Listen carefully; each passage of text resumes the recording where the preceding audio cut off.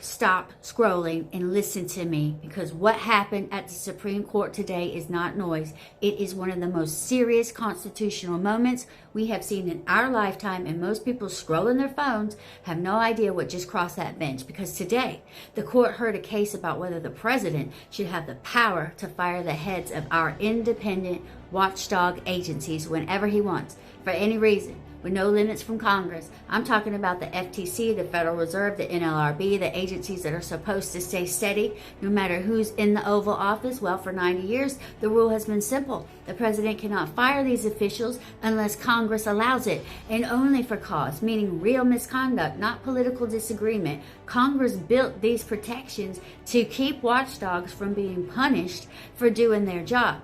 But today, the administration told the court, overturn that rule. Erase the guardrails.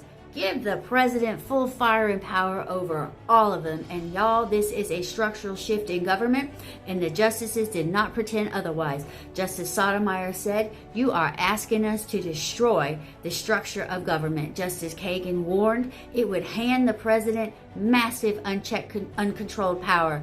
Justice Jackson asked, why the president should control everything when Congress created these agencies to protect the people from political pressure. And here's what this case is really about.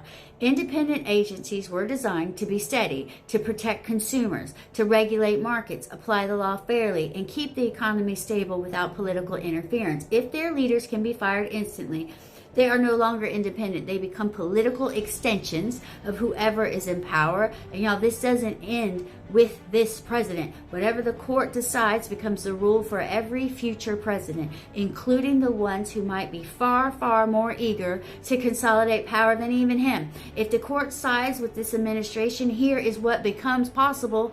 A president could pressure the Fed on interest rates. A president could weaken antitrust enforcement overnight.